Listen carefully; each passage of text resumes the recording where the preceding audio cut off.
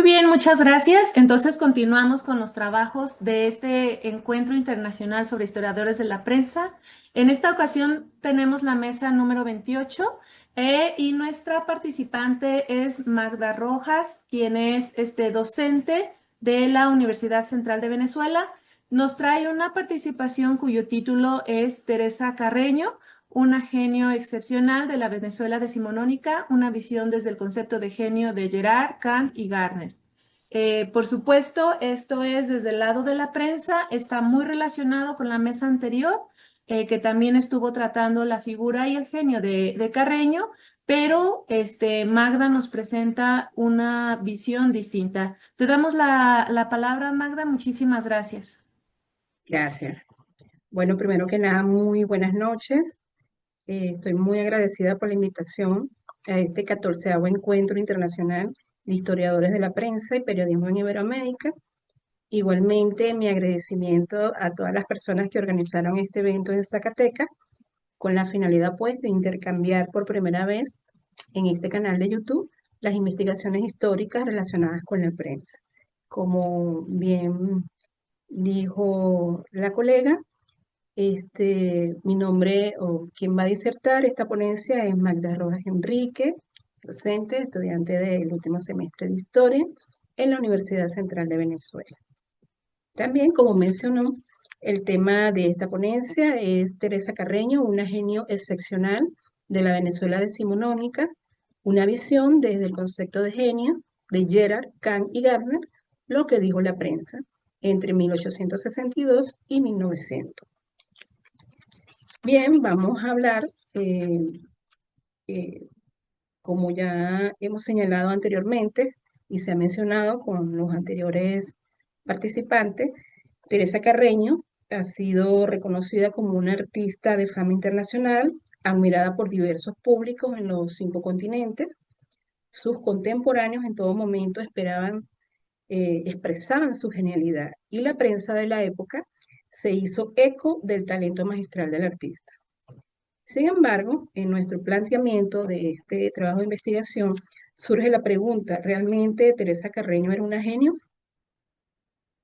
Bueno, según la indagación que hemos hecho, la genialidad de este artista es producto de su creatividad, combinada con la formación integral que recibió por parte de su padre, el pedagogo Manuel Antonio Carreño, quien le enseñó la metodología, la disciplina y la tenacidad que forjó en ella una gran pianista de categoría mundial. Es por ello que esta investigación analiza este aspecto en la trayectoria del artista, que a través de su legado artístico nos revela esas características que la definen como genio.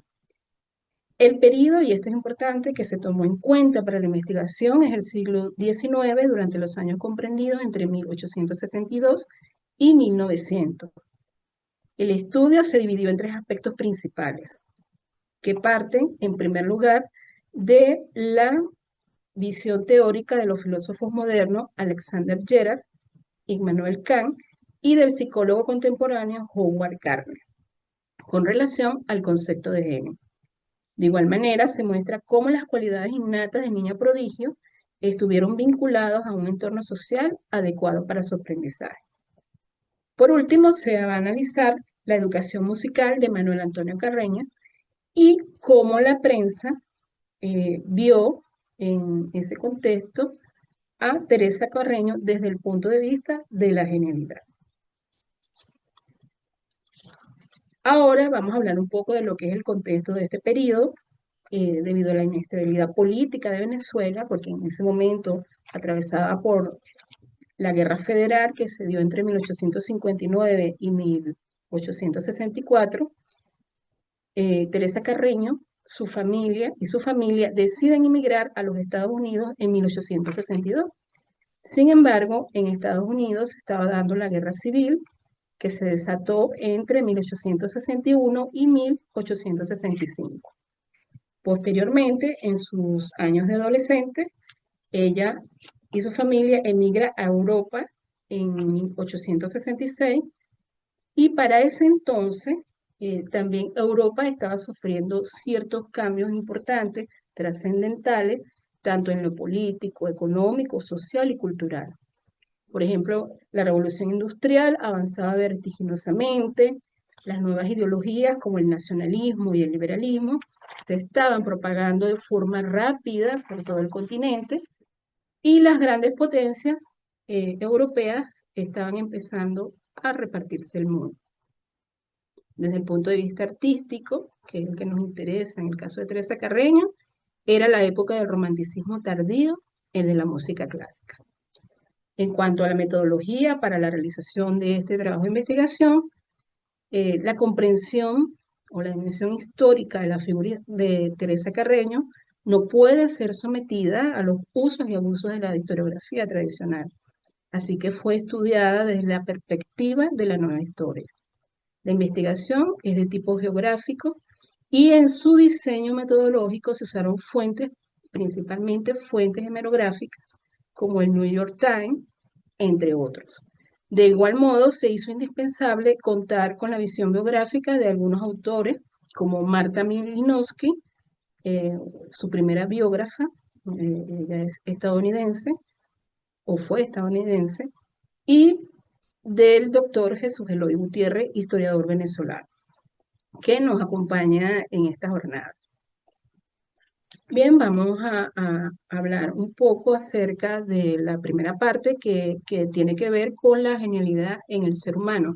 ¿Qué piensan los teóricos tanto del siglo XVIII y más reciente el siglo XX? Tenemos que la genialidad en la figura humana es la capacidad más alta de las facultades de la mente, donde juega un papel importante la creatividad, la sensibilidad y el entorno social.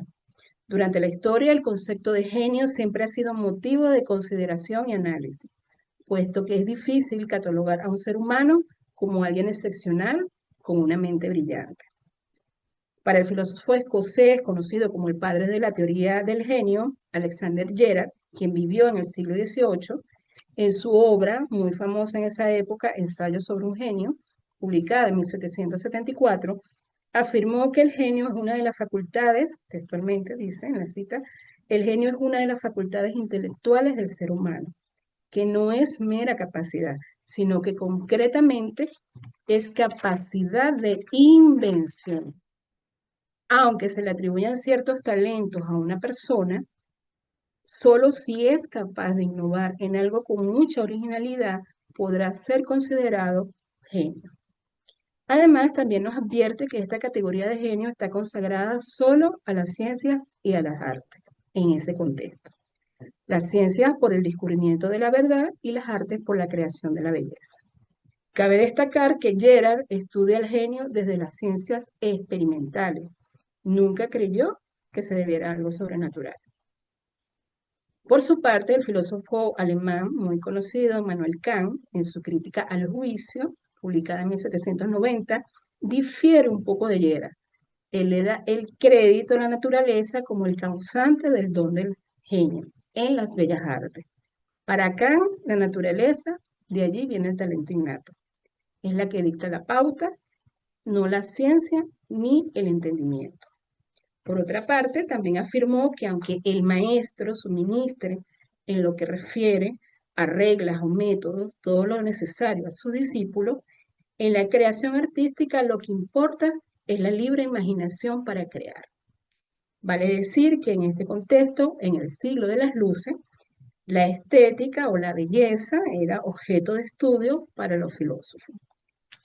Finalmente tenemos la opinión o la apreciación o los estudios del psicólogo y profesor estadounidense Howard Gardner, muy conocido, muy famoso por su teoría de las inteligencias múltiples, publicada en 1983.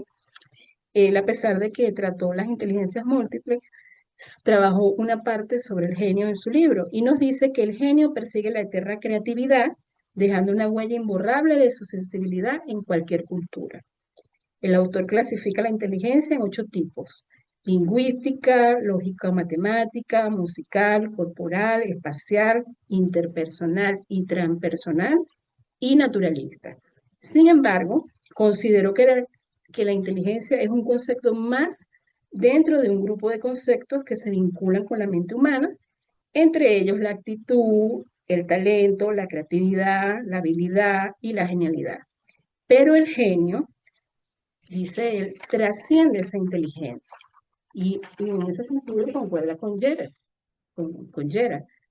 Según sus propias palabras, Howard dice que se reserva, textualmente, cito textualmente, se reserva este título honorífico a las personas u obras que no solo son expertas creativas, sino que además asumen una trascendencia universal. Son individuos excepcionales.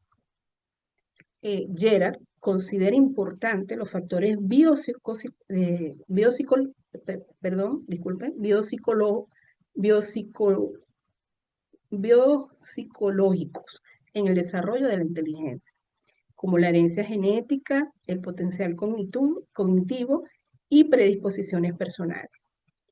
En este sentido, bueno, la historia, y concordando un poco con los fundamentos teóricos que estamos presentando hasta el momento, la historia está llena de grandes genios que con su creatividad, esfuerzo y dedicación transformaron sus campos de especialización, trascendiendo con su obra en el espacio y en el tiempo. Estas son, como ustedes pueden ver en la lámina, algunas de las características de los genios que ya los autores han mencionado: creatividad, sensibilidad, intuición penetrante, son individualistas, profunda inteligencia, fuerte temperamento, originalidad y trabajo y esfuerzo duro. Podemos mencionar algunos genios de la historia, muy conocidos, muy famosos, que ustedes al verlos los reconocen. Albert Einstein, ganador del Premio Nobel en 1921, un reconocido científico, físico. El músico Wolfgang Amadeus Mozart, considerado como el más grande creador de la música por los autores, como genio. Y el gran pintor también muy famoso, Vincent Van Gogh, que se destacó por sus grandes pinturas que reflejaban en la época del impresionismo. En el caso de Mozart, un ejemplo para poderlo relacionar con Teresa Carreño, desde niño se diferenció del resto por su avasallante personalidad, desarrolló su genialidad gracias en parte a la dura educación que le impuso su padre, que también era músico. El sociólogo Norbert Elias, en su obra Mozart, Sociología de un genio, él menciona que la autodisciplina ayudó a centrar a Mozart en su arte sin perder su espontaneidad y riqueza imaginativa. Elías considera que Mozart era un genio, con una fuerza de la imaginación musical excepcional, fuera de serie. Pero ¿cómo encaja dentro de estas características que hemos mencionado y con relación a estos genios, Teresa Carreño?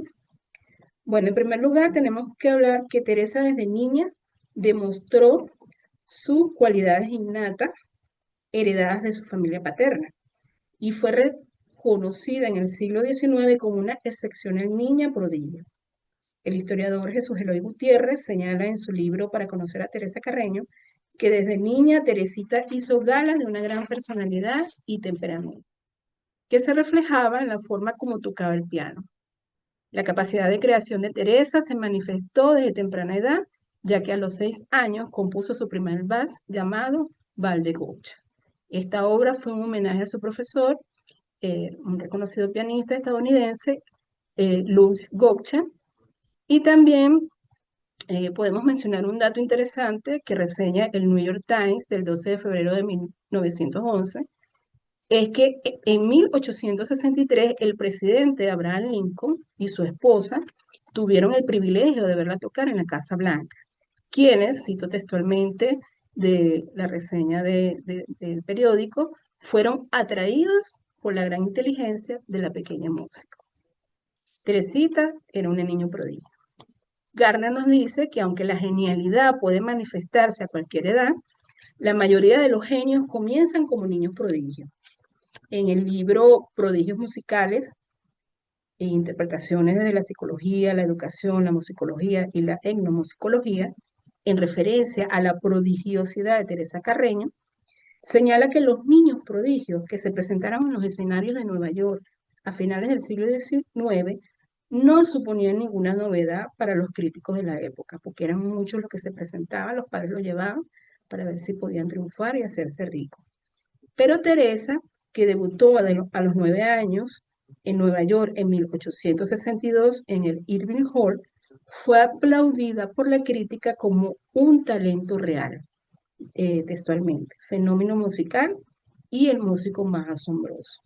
Y también interpretó como niña prodigio de forma magistral el piano durante su gira por los Estados Unidos entre 1862 y 1863. Interpretó a grandes compositores musicales como Beethoven, Chopin, Brahms, Rubinstein, Regina Watson y Liszt.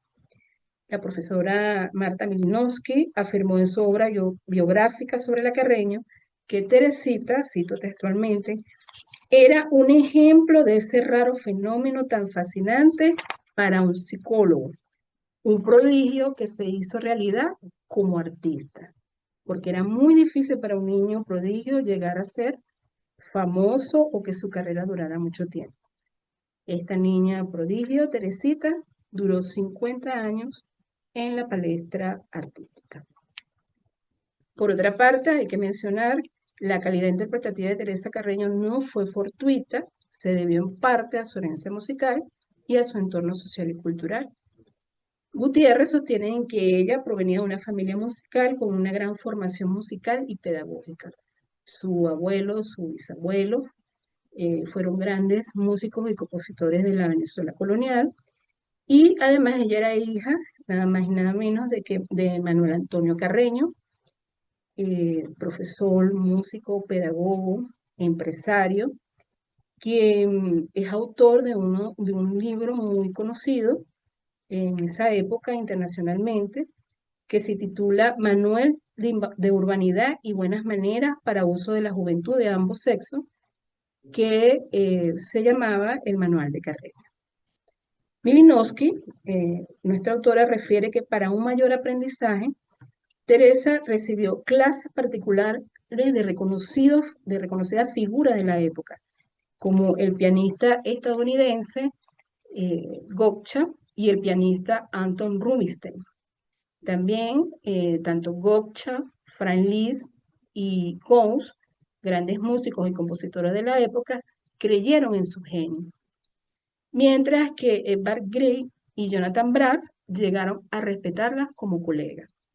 En este sentido, Gerard, uno de nuestros autores que estamos considerando, argumenta que desde el punto de vista artístico, el reconocimiento del ámbito en el que se desempeña el genio es importante, pues le da prestigio y veracidad.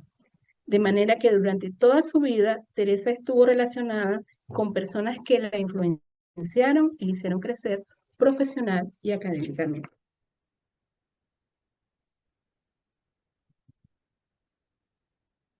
Bien, aquí tenemos en esta imagen los padres de Teresa, que fueron sus grandes referentes. Vamos a considerar la última parte de esta ponencia, que es la educación musical de Manuel Antonio Carreño, que consideramos pues que es el elemento principal que permitió que Teresa Carreño elevara a un grado mayor sus dotes de genio para convertirse en la pianista más famosa del siglo XIX. Si bien es cierto que los niños prodigios poseen un coeficiente bastante alto, no es suficiente, dice Howard Gardner, para alcanzar un rango único llamado genio. Tiene que dominar el arte y volverse experto.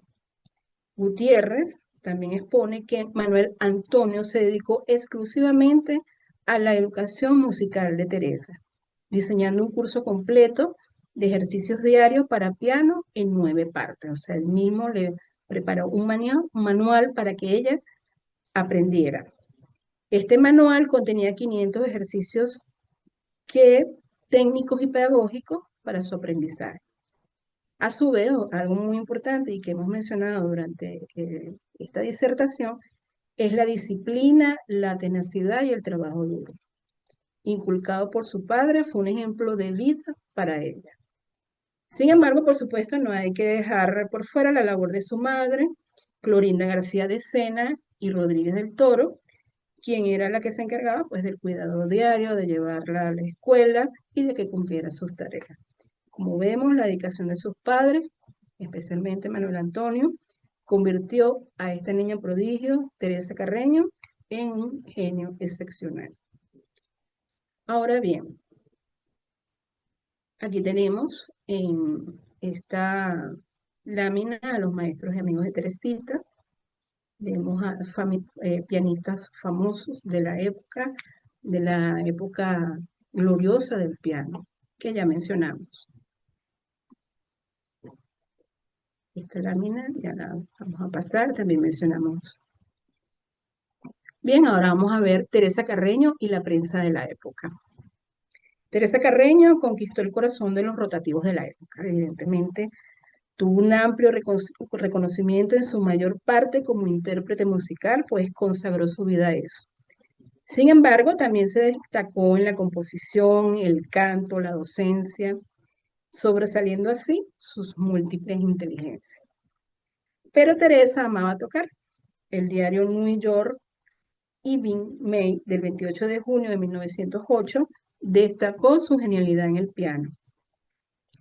Textualmente dice, como vemos aquí en la lámina, el concierto de piano de Mozart es una de las composiciones pianistas más dramáticas jamás escritas, quien la interpretó con ese maravilloso alcance del teclado, que tiene su fuente en su inagotable pozo de temperamento. Esta pieza, concierto de piano de Mozart, una de las más famosas y de las primeras que compuso, según el profesor músico, compositor y experto en música clásica, Jonathan Crane, en su obra Invitación a la música, guía personal para disfrutar de las 300 obras más importantes de la música clásica, destacó que es una de las obras más difíciles para ejecutar por su compleja composición. Notamos además en esta reseña que la prensa, aunque destaca la ejecución, también menciona el temperamento. No se trata solo de ejecutar bien, sino que el piano emane belleza buscando la perfección. También el New York World del 28 de marzo de 1908 reseñó, leo textualmente, Madame Carreño es una de las pocas pianistas ante el público quien puede dar al piano su entera significación por el juego y poesía de su ejecución, por el solo fulgor de la técnica. En esta reseña, a través de un lenguaje figurado, el artículo deja ver la sensibilidad del artista. También agregó, la interpretación de Carreño se encuentra mental, espiritual y físico, que le permite leer a Beethoven, Schumann, Brahms en sus manifestaciones más grandes, como un hombre podría tocar. En este contexto, y es importante mencionarlo, los hombres pues dominaban la esfera musical en lo que tiene que ver con el piano, en la música clásica. Sin embargo, vemos cómo la Carreño fue igualada con estos grandes de la época. Y esto no es poca cosa, tratándose primeramente, en primer lugar, porque era, como ya mencioné, dominado por el género masculino. No en vano, el New York Times del 17 de junio de 1917 publicó en honor a la pianista, tras su fallecimiento, es la mejor pianista que ha vivido jamás. Un gran reconocimiento que le hace este diario, le dio a Carreño la prensa pues, de la época, no solamente este diario, sino que tenemos como una síntesis de varios artículos, le dio a nuestra artista Teresa Carreño un trato justo y merecido en honor a su genialidad. A modo de conclusión, pues podemos decir que el genio es una de las facultades de la mente humana, que se ve expresada principalmente por la creatividad y la sensibilidad. El genio, con su visión única del mundo, siempre buscará la originalidad en sus creaciones e ignorarán aquellas que ya están hechas buscando la perfección. Por su parte, el entorno social debe ser adecuado en espacio y calidad académica profesional. De lo contrario, un niño prodigio, por mucho talento que tenga, podría frustrarse y estancarse. Afortunadamente, Teresa Carreño contó con la protección y educación de sus padres, especialmente Manuel Antonio Carreño, al dedicarle tiempo y enseñarle. Fue su primer maestro. De manera pues que el entorno pues de ella siempre estuvo ligado al medio artístico y académico. No solo su ámbito, que el ámbito es donde la especialidad, el gremio, como decirlo así, se regocijó por su genialidad, sino también la prensa, quien le dio una cobertura desde que debutó en Nueva York a los 9 años. Teresa Carreño, y concluyo finalmente aquí con estas líneas, Teresa Carreño con su creatividad y sensibilidad al momento de expresar su arte a través del piano, la convirtieron en la venezolana más universal de la Venezuela decimonónica. Bueno, esto es todo hasta aquí. Gracias por su atención. Y bueno, si hay alguna pregunta, con mucho gusto puedo responder lo que gusta. Muchas gracias. Muchas gracias, Magda. Vamos a continuar con la siguiente ponencia.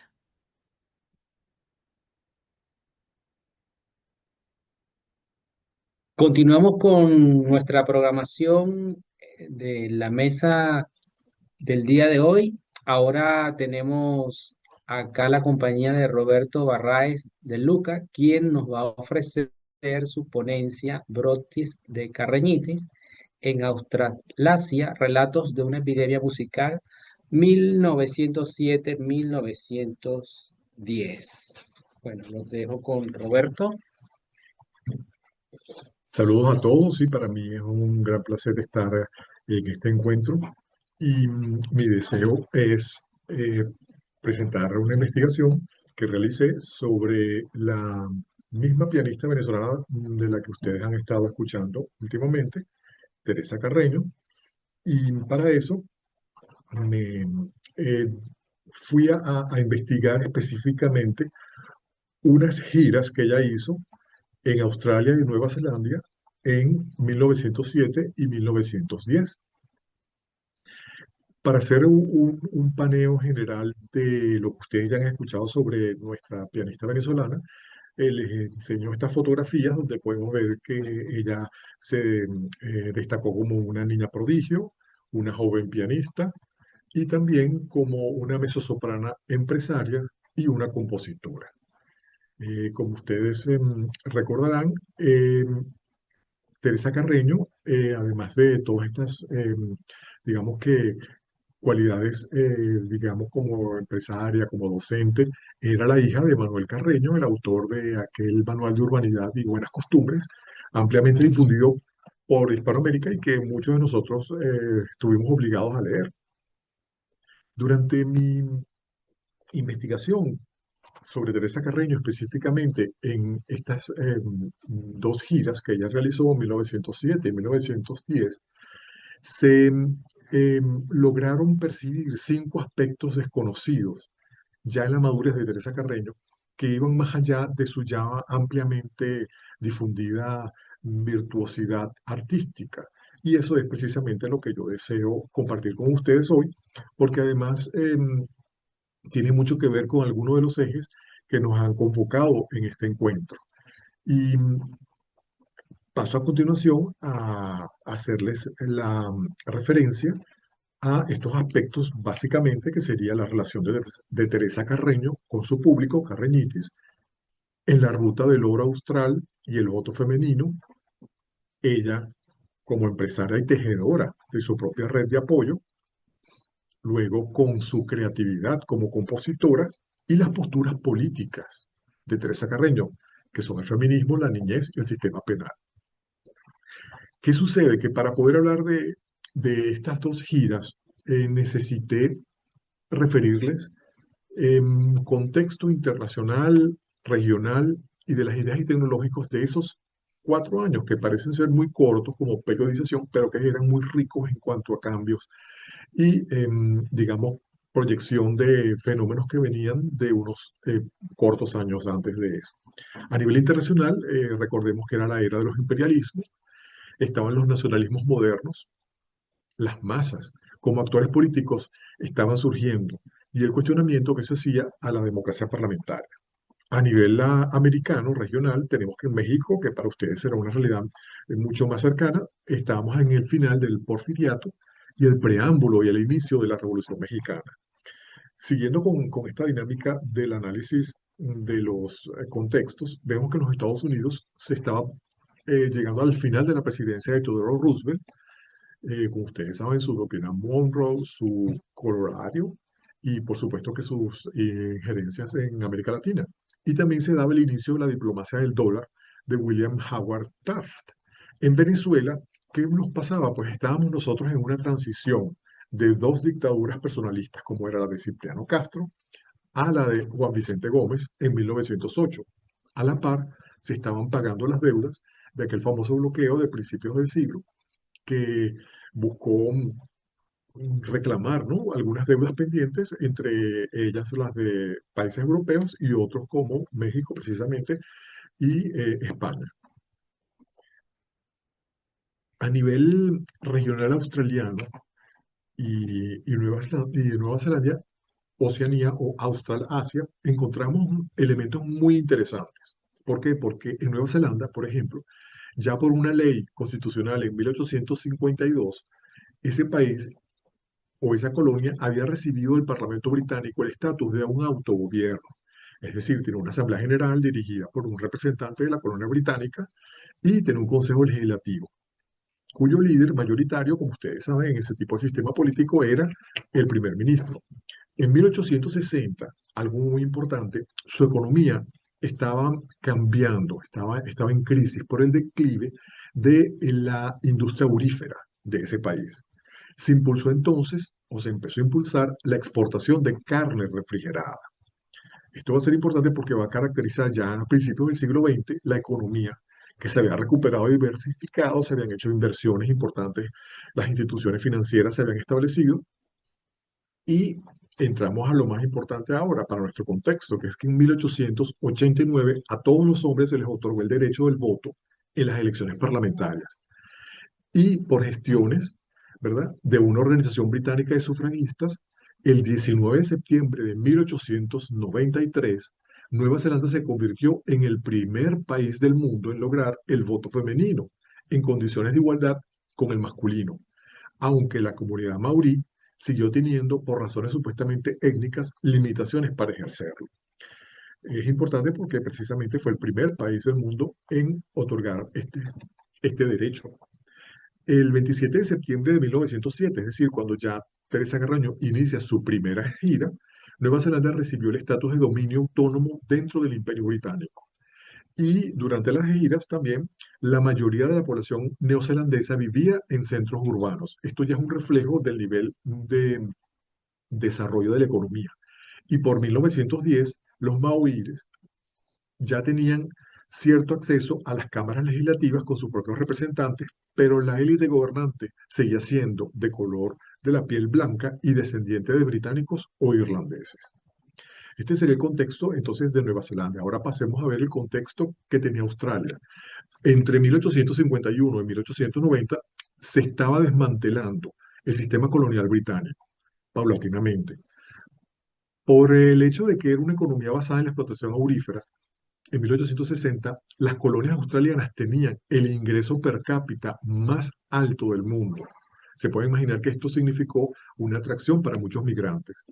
El 5 de julio de 1901, Australia logró que el Parlamento británico le aprobara la Constitución de la Mancomunidad o su soberanía legislativa, una organización política federal y un cuerpo legislativo bicameral.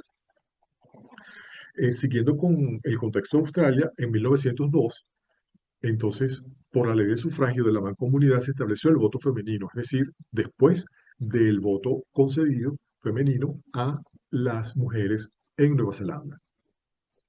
En las elecciones federales podían participar estas mujeres blancas como la condición de igualdad con el voto masculino. Y la persona que lideró todo este cambio se llamó Vida Goldstein, que fue la líder de ese movimiento sufragista.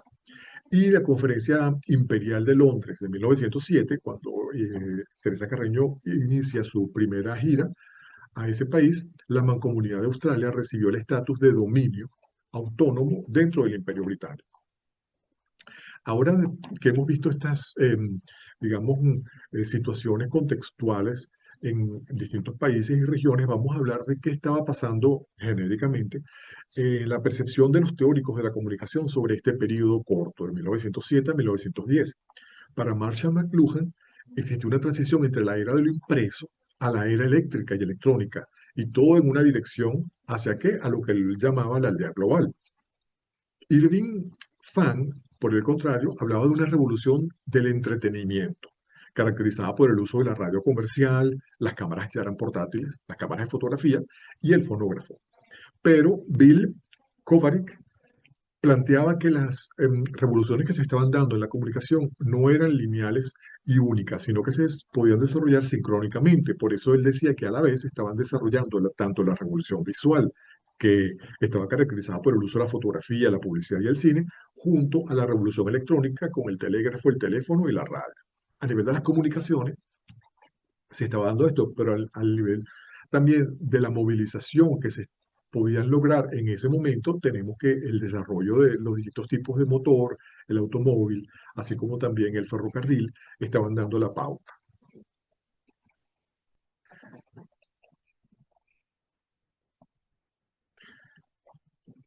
Ajá. La gira de Australasia que tenía Teresa Carreño era una idea que ella venía acariciando desde que tenía la adolescencia. En esos años, cuando ella ya era una pianista joven reconocida, la soprano Ilma de Murska le propuso que la acompañara a una gira como solista a Australia, pero ella, por sus compromisos contraídos en Estados Unidos y en Europa, no pudo asistir a esa invitación. Sin embargo, entre los músicos que tenía esta soprano, Ilma, entabló amistad con un músico y empresario alemán, Benno Scherek, quien estaba residenciado en Dunedin, en Nueva Zelanda. Esto fue muy importante. Entre 1901 y 1904, Teresa Carreño siguió insistiendo en ese proyecto y buscó financiamiento para una gira que incluiría a Australia, a México, a Cuba y los Estados Unidos. Sin embargo, ese apoyo no lo logró y tuvo que abandonar el proyecto temporalmente. Sin embargo, ella siguió pensando en su proyecto y decidió finalmente que ella misma iba a asumir todos los costos de esa gira. Y lo logró materializar entonces en dos oportunidades, en 1907 y en 1910, bajo la denominación genérica de Gira Australia-Asia. Su amigo, el director de orquesta y el empresario Benno Scherek, que les refería antes, fue quien la coordinó con todas aquellas redes locales en Australia y Nueva Zelanda, así como en Sudáfrica, para que ella pudiera realizar esos conciertos. Asimismo, coordinó que no interfirieran con sus compromisos artísticos en Europa.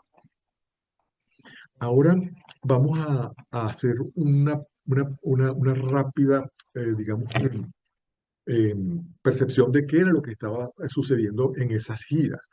Las giras en general, entre 1907 y 1910, se realizaron 108 recitales. A nivel cuantitativo, ¿verdad? Podemos decir que la primera gira a Australia se realizó entre el 25 de mayo y 29 de agosto de 1907.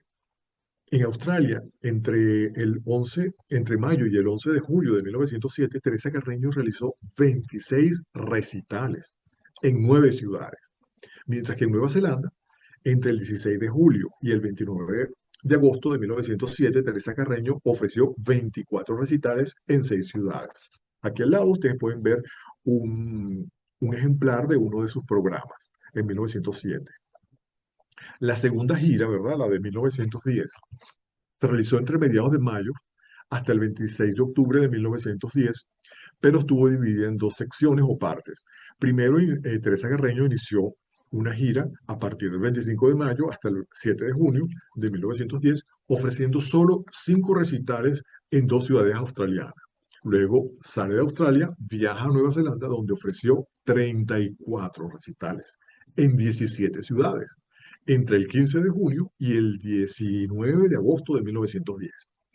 Al finalizar esa segunda parte de su gira, Carreño regresó a Australia para entonces empezar otra vez los recitales entre el 31 de agosto y el 26 de octubre de 1910.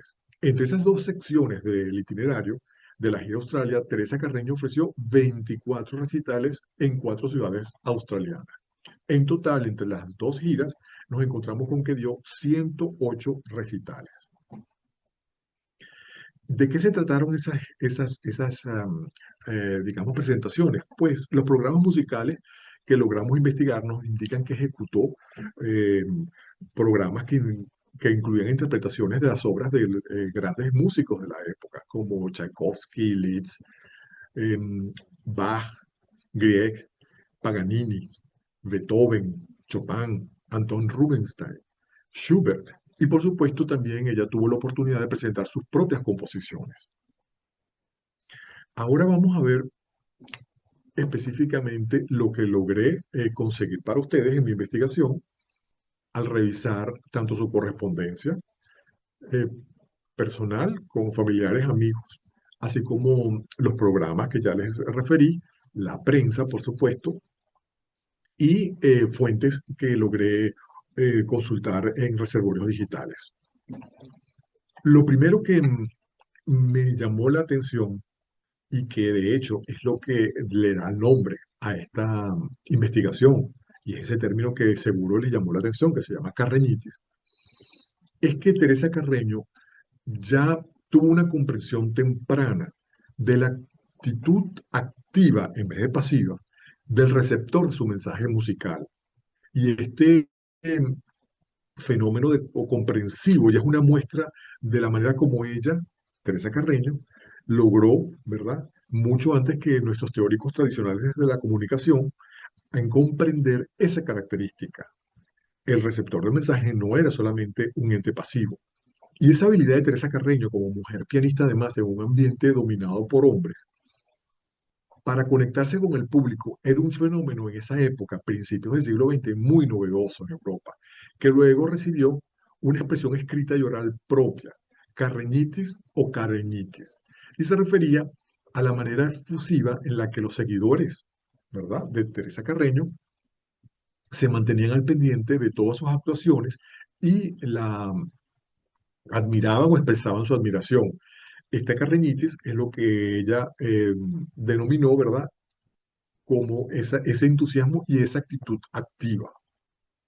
El segundo aspecto importante que logré investigar y descubrir es que la ruta del oro austral y el voto femenino estaban relacionados con su interés, porque como ya les comenté, existían unas dos economías, ¿verdad?, ciertamente pujantes en la época que atraían tanto artistas como a migrantes. En el caso de las giras de Teresa Carreño, a Austral-Asia, la van a conducir, ¿verdad?, a esos países con esas economías prósperas por la minería del oro o por la exportación de la carne refrigerada, que era el caso de Nueva Zelanda, y que le abrían oportunidades económicas para artistas como ella, quien se aventuró, acuérdense que ella asumía el costo de las giras, a probar suerte, una coyuntura que además era propicia para proyectarse, es decir, difundir su carreñitis, que se asociaba como si fuera una suerte de epidemia, que la persona se contagiaba con ese entusiasmo a seguir su obra y él se convertía en una suerte de seguidora o fan. El tercer aspecto es el de empresaria y tejedora de su red de apoyo. Teresa Carreño recurrió a unas técnicas de promoción que ya le había enseñado su padre y de esa manera ella pudo seguir afinando, ¿verdad?, todas esas técnicas y métodos de promoción que le permitieron proyectar su carrera a través de los años. Dentro de esa manera de llevar sus relaciones, de tejer sus relaciones, tanto personales, familiares, profesionales, nos encontramos con personas como músicos, promotores, amigos, que constituyen esa red de apoyo, sin la cual sus actividades definitivamente nunca se hubiesen podido desarrollar a plenitud en esa época, a principios del siglo. Nos encontramos aquí con una muestra, ¿verdad?, de los promotores de los pianos. Curiosamente, fíjense ustedes que ellos eran los que además financiaban muchas veces sus programas, le proporcionaban el piano para las distintas locaciones en las que se iba a presentar y utilizaban su nombre para poder entonces darle prestigio a su instrumento. Es ese instrumento que le acompañó durante toda la vida. El otro aspecto importante que logré descubrir para ustedes es la creatividad como compositora, que ya en su edad madura, ella muestra al componer el Vals Gallo en Australia precisamente durante una de sus giras. Aquí vemos entonces una pequeña muestra de la partitura y también una pequeña referencia de la portada de uno de los vals que ella generalmente interpretaba en sus conciertos dedicados también a su hija, ¿no? Y se llamaba El Pequeño Vals o también Teresita.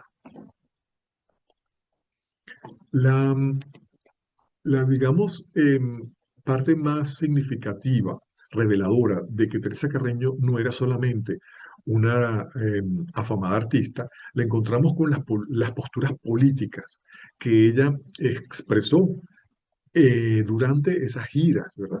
Y nos referimos a temas como el feminismo, la niñez y el sistema penal. En una entrevista titulada Carreño, Semblanza de un personaje, publicada en el diario de Cape Argus, del 28 de diciembre de 1910 en Sudáfrica, Teresa Carreño expresó ideas del feminismo y sobre la misión de las mujeres que se enmarcaban en el ambiente prosufragista que existía tanto en Nueva Zelanda como en Australia. Sobre ella, sobre su personalidad, se reseñó que poseía una gran confianza en la naturaleza humana y fe especialmente en la misión de las mujeres para hacer la vida más feliz, llevadera y mejor. Siguiendo con las posturas políticas de Teresa Carreño en relación a los otros temas, niñez y sistema penal, les refiero aquí una de sus expresiones en ese artículo. Ella manifestó: no creo en el sistema penal actual. Te prometo que vamos a eliminar el sistema penal a través del cuidado de los niños desde su cuna y como debe ser. Esto quizás no tenga mucho que ver con el piano, pero la interpretación de la música es mucho más que un asunto de alma que de técnica, y como cualquier otra cosa hermosa, los niños se convierten en parte integrante del arte. Esa postura de Teresa Carreño fue una crítica a las normas que criminalizaban en Australia a los niños a partir de los 10 años. Llegamos entonces así a las conclusiones. Y les vuelvo a decir, y bueno, que entre las dos giras, ella logró realizar 108 recitales e interpretó obras, ¿verdad?, de conocidos músicos, como ya les dije, Tchaikovsky, Liszt, Bach, Beethoven, Chopin, Grieg, Paganini, Rubinstein, Schubert y las propias composiciones de ella. Durante la investigación entonces se identificaron 5 aspectos que caracterizan de manera novedosa a Teresa Carreño. Primero, la habilidad de Teresa Carreño como mujer pianista en un ámbito dominado por hombres para conectarse con el público en un fenómeno en ese momento novedoso y que se le denominó carreñitis o carreñitis. El otro aspecto es que durante años de cambios en las relaciones coloniales en el Reino Unido con Nueva Zelanda y Australia, Teresa Carreño emprendió su gira siguiendo las oportunidades económicas que ofrecía la ruta del oro austral y las oportunidades además para proyectarse ante nuevas audiencias y realidades. Se vinculó con los primeros países en conceder entonces el sufragio femenino. La condición de Teresa Carreño como empresaria y tejedora de su propia red de apoyo se pudo apreciar en la materialización de sus 108 recitales. El apoyo que le brindó su amigo, músico empresario alemán, Benno Scherek, fue primordial para el éxito de esas giras. La cuarta conclusión es que la creatividad de Teresa Carreño como compositora en su madurez continuaba efervescente. Y quinto, con un agudo sentido político, Teresa Carreño emitió opiniones sobre el rol activo de las mujeres al inicio del siglo XX y criticó la aplicación de severas normas penales a los niños. Finalmente, se confirmó en mi investigación la existencia de que existen todavía muchas fuentes primarias a investigar. Efectivamente, hay mucho material todavía para revisar, leer, investigar y encontrar. Asimismo, nos encontramos que se puede iniciar una línea de investigación desde la perspectiva de la pragmática, de la proxemia y la comunicación no verbal para poder analizar la ejecución musical de Teresa Carreño, que por su novedad no tenía forma de comprenderse y era considerada entonces como un comportamiento masculino en escena.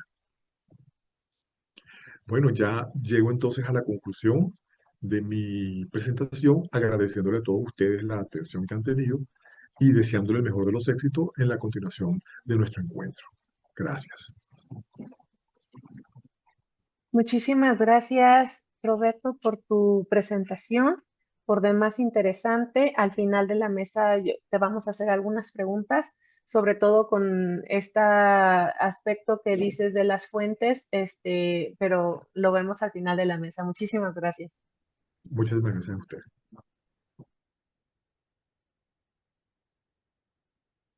Bueno, para finalizar este encuentro del día de hoy, con la inauguración del canal de YouTube de la red, vamos a escuchar ahora a Luisber Ortiz con su ponencia Reglamentar o Abolir. Así que bueno, tiene la palabra. Gracias. Bueno, buenas noches por acá. Mi tema, que fue mi tema de tesis de pregrado, titulado Reglamentar o abolir, breve perspectiva del alcance periodístico respecto al problema de la prostitución en Venezuela y México de mediados del siglo XX. Bueno, mi nombre es Luisbel Ortiz, me acabo de egresar en la licenciatura de Historia y muy agradecida por este espacio para hablar un poco sobre lo que se encuentra de la prensa, que es algo bastante sabroso. Em, Voy a comenzar con un breve extracto del historiador francés Lucien Febvre, que dice así: la historia se edifica sin exclusión con todo lo que el ingenio de los hombres puede inventar y combinar para suplir el silencio de los textos, los estragos del olvido. Comenzar esta ponencia con esta frase es reconocer que la historia no es solo o no debería ser los grandes acontecimientos bien reseñados por nuestra historiografía, sino también aquello que quizás no aparece en la portada de un periódico o revista, aunque sí en las secciones de opinión, denuncias, crónicas o noticias provinciales regionales, pues es ahí donde se encuentran los grandes desafíos de la humanidad. Más que realizar una historia comparada, es un breve análisis acerca de los puntos de encuentro sobre el problema de la prostitución durante la primera mitad del siglo XX, periodo que se encuentra repleto de elementos que se integran a medida que se estudia. Por una parte, analizar la historia social en Venezuela es un tanto complejo por el peso que lleva la política y economía en el país. Son más los estudios macros divulgados acerca del petróleo, el periodo de independencia, procesos presidencialistas y algún que otro conflicto armado acaecido en el siglo XX frente a estas problemáticas sociales. Mientras que existen procesos más a lo interno o micros, como la afectación de la política o la economía, muchas veces visto de forma aislada cuando no es así. La dinámica venezolana de pasar de ser una sociedad latifundista a exportadora de crudo movió los cimientos de una sociedad en su mayoría agraria, dispersa y diezmada por la insalubridad, que se comenzó a trasladar a los grandes centros urbanos bajo la esperanza de mitigar sus problemas. Es por ello que analizar la prostitución en Venezuela se torna aún más complejo. Las estadísticas de esos años, hechas de manera poco sistemática e irregular, las medidas oficiales por parte de organismos como el Ministerio de Sanidad y Asistencia Social, que atacaban a estas mujeres, más no al consumidor, y las leyes ambiguas como todo lo demás, nos muestra un panorama de intriga, de saber qué hay más allá de leyes, normas y datos cuantitativos. Debido a que los datos oficiales no son suficientes, y más cuando se trata de la primera mitad del siglo XX, con la consolidación de la globalización que logra que ciertos temas ya no sean exclusivos de un país, sino que se ven preocupaciones, opiniones que nos acercan como región, surgen preguntas como ¿qué opinaban las sociedades? ¿Qué estaba pasando en otros países durante estos años con este mismo problema? Gracias a que en varios países se han llevado a cabo procesos de digitalización de su acervo documental como la prensa, siendo el caso de la Hemeroteca Nacional Digital de México llevada por la UNAM, una parte significativa es de fácil acceso. Por lo tanto, es posible contrastar información con los diarios venezolanos que se encuentran en las hemerotecas de Caracas y encontrar un panorama no muy distinto en tanto a esta preocupación social.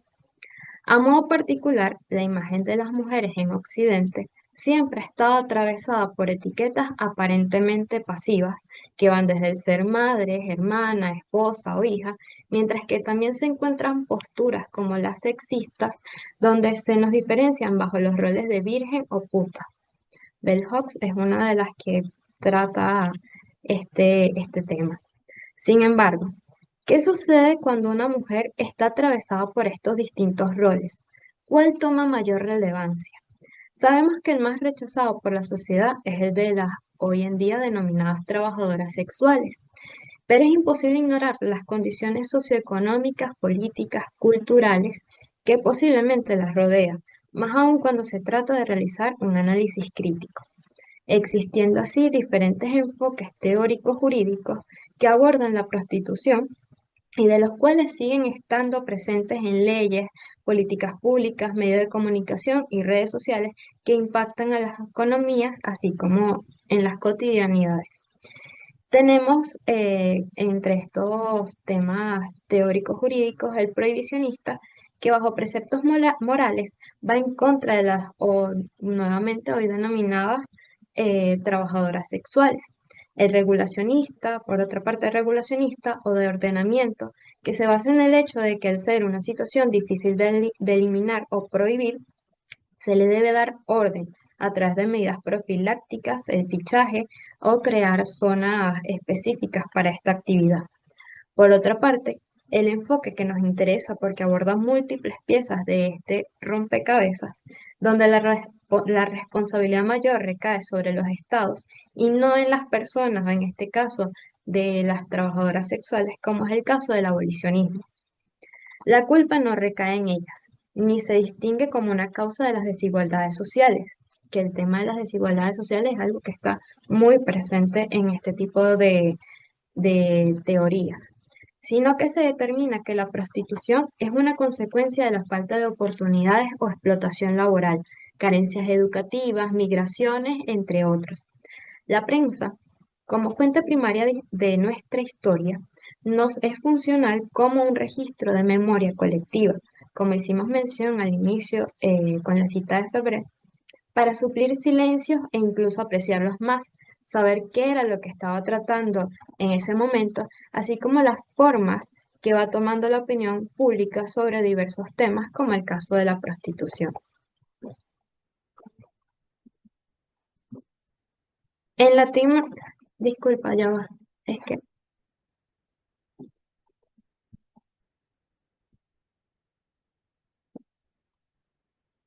en Latinoamérica se puede vislumbrar algunas denuncias bajo características moralistas e higienistas, donde siempre se señala a las mujeres que venden sus cuerpos como públicas pecadoras o propagadoras del mal venerio, mientras que unas pocas van hacia asuntos más internos o desentrañan uno de los posibles orígenes de esto, las causas sociales.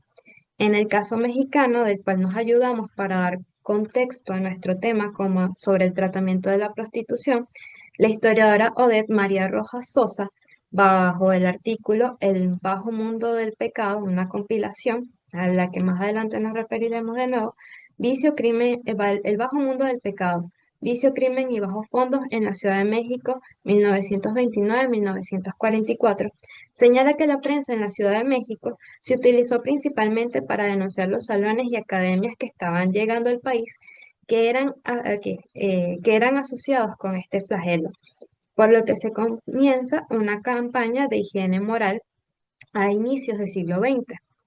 Por su parte, Gabriela Pulido Llano, con su artículo Cabeteras y Pachucos en Magazine de Policía Ciudad México 1940, señala que el movimiento abolicionista no tuvo tanta fuerza en la prensa, No obstante, logramos observar que desde 1888 algunas noticias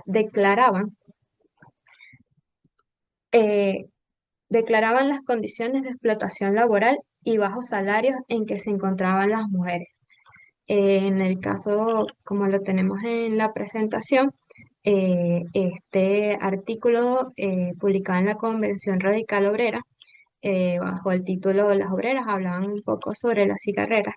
Y este otro extracto que vengo a leer, estudio sobre el porvenir de la seda en México por Hipólito Chabón, dedicado al señor general Porfirio Díaz, presidente de la República Mexicana, publicada en la Convención Radical Obrera en noviembre de 1888.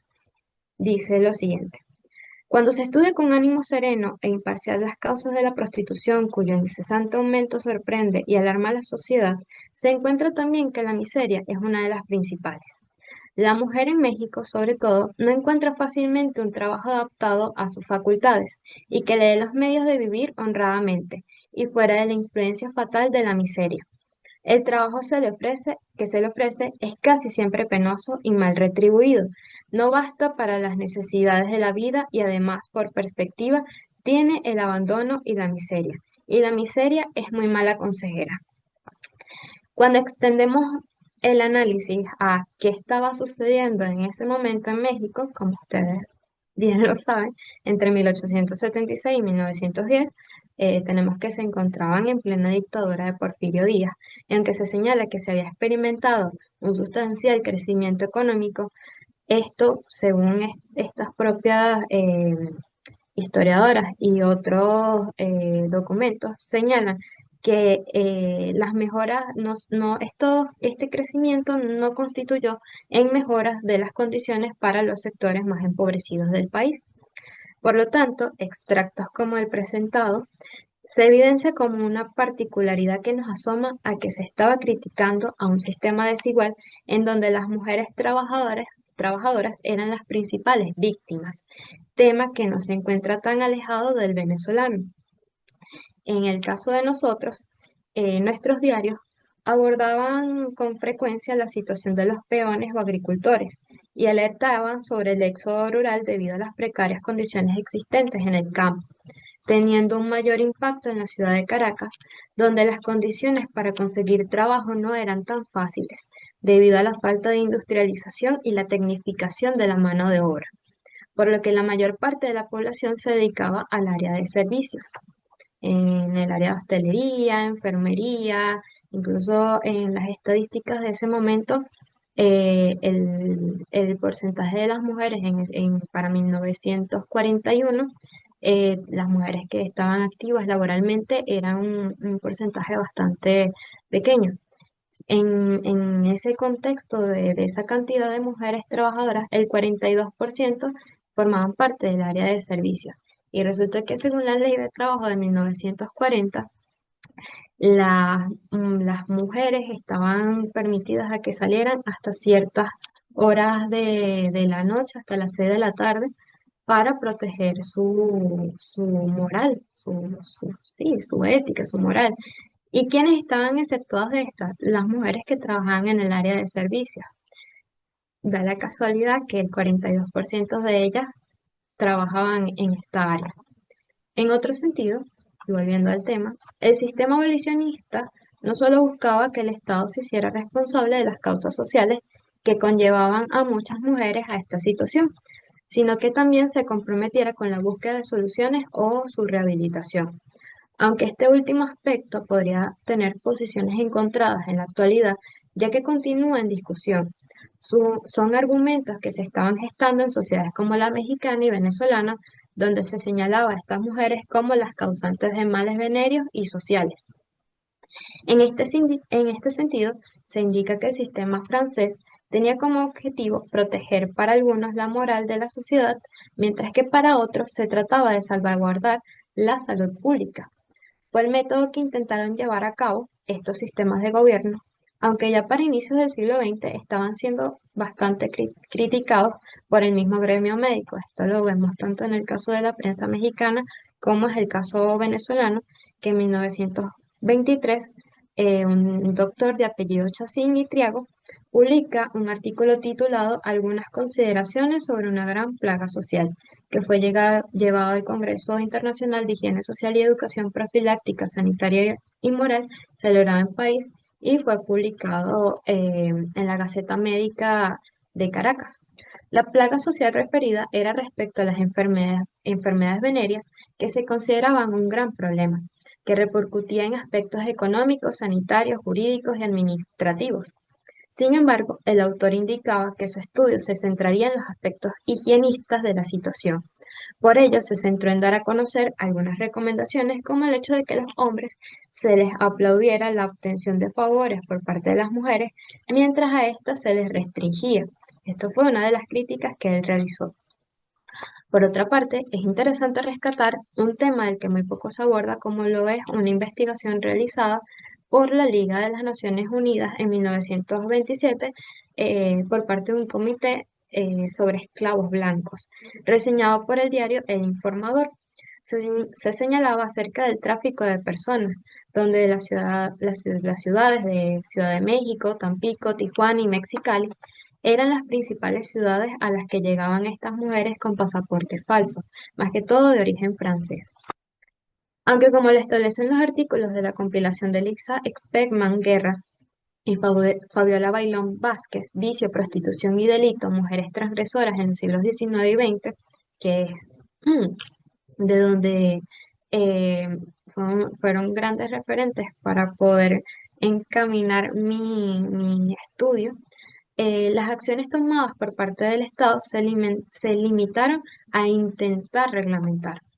Por su parte, en Venezuela, para 1936, tras la muerte del general Juan Vicente Gómez, quien mantuvo una fuerte dictadura durante 27 años, se comienza a denunciar la desigualdad social a través de la prensa y con ello las condiciones precarias que vivían las mujeres. A pesar de que no se lograron consolidar procesos como el primer Congreso Feminista en Yucatán en 1916, que fue convocado por el propio Ejecutivo Nacional, en 1946 se realizan en Venezuela las primeras elecciones universales, donde participaron todas aquellas personas mayores de 18 años, sin necesidad de estar alfabetizados y sin distinción de sexo, por lo cual los asuntos de la casa o de la calle pasan al debate político. Durante esta jornada se pone a debate una propuesta de la diputada Lucila Palacio, que es más reconocida por ser poeta, ensayista, novelista, pero respecto a su actividad política es muy poco, o ha sido poco estudiada. Ella propone que el Estado se hiciera responsable de las desigualdades sociales y con ello lograr solucionar el asunto de la prostitución. Más allá de que fue aprobada en una segunda propuesta, en la primera fue negada. Y bueno, luego de esa primera negativa, es valioso hacer mención que los principales diarios de la capital del país, tales como La Esfera, El Universal, Últimas Noticias, El País, entre otros, no se hicieron eco en sus líneas editoriales de este artículo. Solamente la religión de línea católica mostró su apoyo. Estas omisiones también nos indican una posible resistencia a políticas de cambios radicales, debido a que sí se encontraron en varias columnas de opinión de estos diarios apoyos sustanciales hacia la diputada. Y por eso creo que es lo interesante de, más allá de los grandes anuncios en las portadas, revisar un poco acerca de lo que se dice en las crónicas policiales, en las columnas de opinión, etcétera. Es gracias a estos apartados que ella vuelve a introducir a discusión el enunciado, auxiliándose en varios de estos intelectuales, docentes y personas del espectro cultural más que todo, como el poeta Aquiles Nazoa. Palacios propone, ante el Pleno de la Asamblea Nacional Constituyente, lo siguiente. El Estado procurará la eliminación de las causas sociales de la prostitución y velará por la recuperación social de los afectados por ella. Aunque este artículo efectivamente fue aprobado luego de una riquísima debate en la Asamblea Nacional, quedó como artículo 50 en la Constitución sancionada el 5 de julio de 1947, los vaivenes de la política nacional no harían factible su aplicación, ni con su aprobación ni la puesta a debate sobre esta situación tras la derogación por golpe de Estado de esta Carta Magna.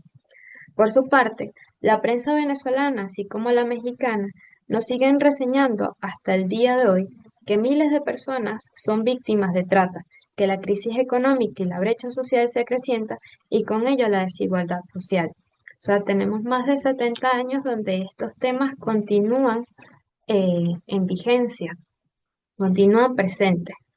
Es por ello que es valioso los aportes, incluso silencios por parte de la prensa, pues complementan no tan solo los datos oficiales por parte de nuestros sistemas de gobierno, sino que también los intereses de las sociedades. Estudiar la prostitución en contextos tan marcados por las desigualdades e incluso por temas moralistas expone también los prejuicios de quien los investiga, más aún cuando son temas tan vigentes. Finalmente, se hace necesaria la visión hacia lo que nos ofrecen los medios de comunicación, como lo es la prensa, que fue fundamental durante el siglo XX, ya que como lo mencionaba Joseph Fontana en su texto ¿Para qué sirve la historia en un tiempo de crisis?, nos trata de mostrar lo importante para el desarrollo humano comprender el presente bajo la siguiente manera, que bueno, es para ir finalizando, un breve extracto de este texto. Esa nueva clase de historia que necesitamos debe servir para crear conciencia crítica acerca del pasado con el fin de que comprendamos mejor el presente. Debe aportar elementos para combatir los mecanismos sociales que engendran desigualdad y pobreza y debe denunciar los prejuicios que enfrentan a unos hombres contra otros y sobre todo a quienes los utilizan para beneficiarse de ellos. Muchas gracias. Muchísimas gracias, Luisbel, por tu interesante participación. Voy a hacer entonces lectura de un par de preguntas que dejamos en el chat. Y la primera es para Ana, si está todavía por ahí la maestra Vero. Sí, hola, claro. Hola, ¿qué tal? Hola, ¿qué tal? La primera pregunta es, ¿has encontrado indicios de que en Venezuela se leyeran o que hubiera así como críticas o elogios de la prensa de México o de Brasil directamente, hablando de cómo veías que había características compartidas, ¿no? En las publicaciones periódicas, sobre todo con respecto a Sí, la caricatura? Y la sí. segunda pregunta es, el término jocoserio con respecto a la cucaracha que nos comentabas, ese término ellos mismos se lo adjudicaron. ¿Has visto tú que ellos mismos se pongan el término, lo definen, ellos mismos dicen qué es ser jocoserio o de dónde has tomado el término? Gracias. Ok, ok, fíjate. Con respecto a tu primera pregunta, en la investigación hemerográfica que he podido hacer hasta el momento, abarcando diferentes temas y diferentes contextos del siglo XIX y del siglo XX, principios del siglo XX, no he encontrado en Venezuela indicios en los propios periódicos que hagan alusión, como tú indicas, críticas o elogios o referencias a reporteros de estos periódicos en México y en Brasil, que son los casos de estudio en conjunto con Venezuela, en sus periódicos formalmente. Si es posible conseguir trabajos contemporáneos, finales del siglo XX y lo que va del siglo XXI, de investigadores e historiadores que se han abocado a hacer investigaciones exhaustivas e intensas sobre diferentes tópicos y áreas de interés sobre la prensa, y pues van conjugando sus opiniones.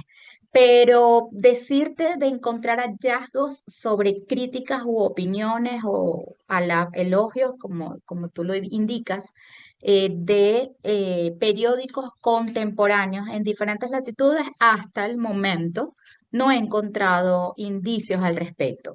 Sí es posible conseguir en la prensa en la diferente prensa venezolana, que es súper variada, prensa de larga o de corta duración, prensas que emergían por el contexto social y político del momento y desaparecían meses, 1, 2 años.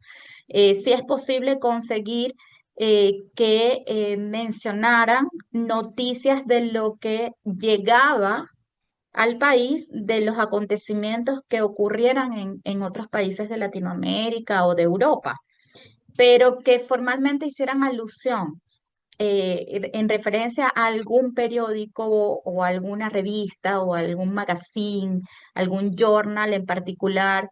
eh, no hay indicios, no los he encontrado. No quiero decir afirmar categóricamente que los haya o que no los haya. Yo no me he topado con ellos. ¿Ok? Sí me he topado con papers recientes, bueno, durante toda la investigación que he venido haciendo en los últimos 2 años.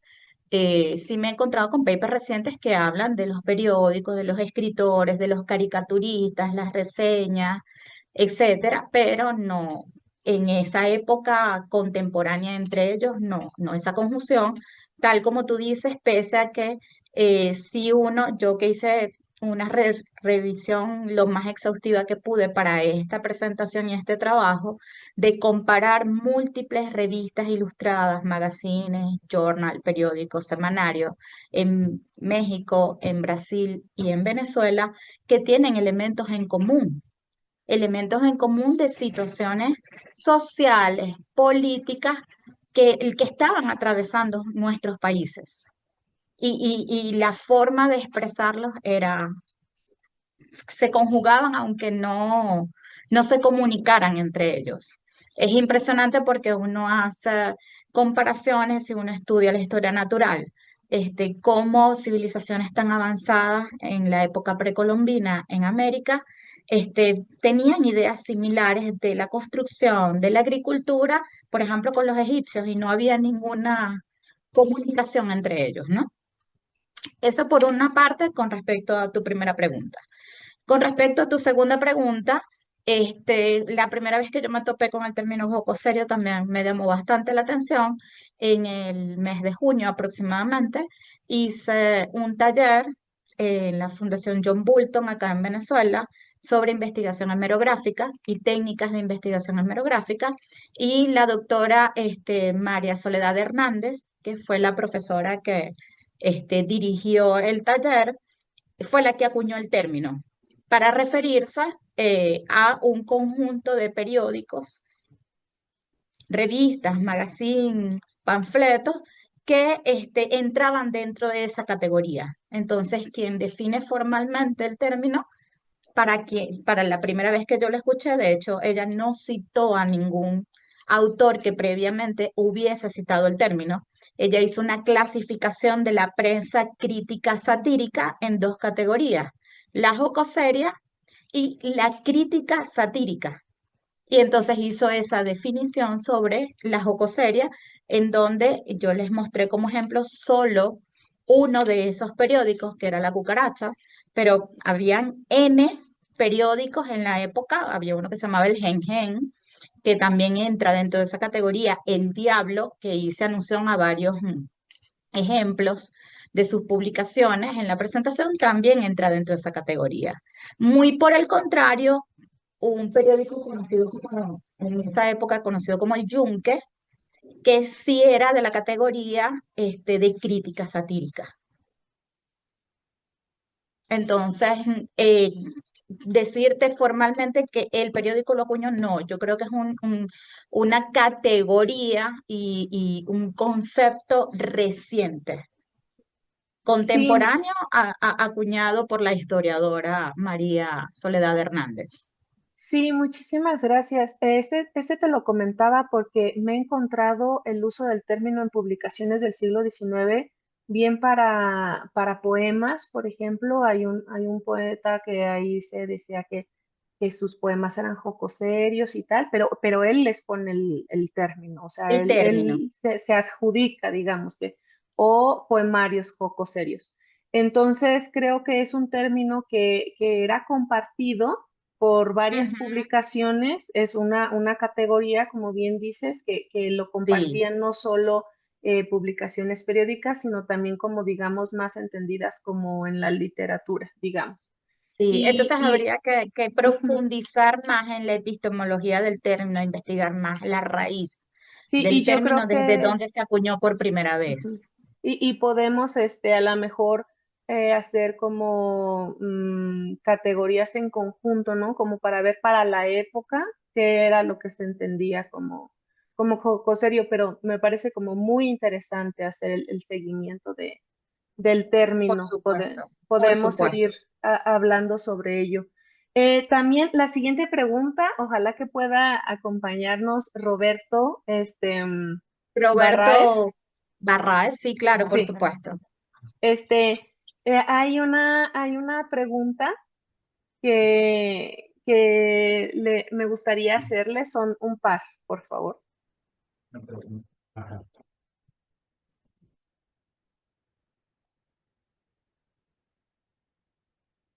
Hola, ¿qué tal? Muchas gracias, Ah, Roberto. Voy a leerla. Dice, me llaman la atención las imágenes que usas. En tu presentación estuviste usando varias imágenes, portadillas de programas, de conciertos, fotografías. Este, Me llama la atención, esas imágenes, ¿en qué archivos las encontraste? Porque bien dijiste que encontraste muchísimo material y me gustaría que nos contaras dónde anduviste buscando este material. También desde esta misma perspectiva, me gustaría que nos comentaras a qué tipo de fuentes acudiste para hacer esta investigación. Claramente, algunas hemerográficas, pero ¿qué más estuviste revisando así, programas, fotografías, pero eran archivos personales o de qué tipo?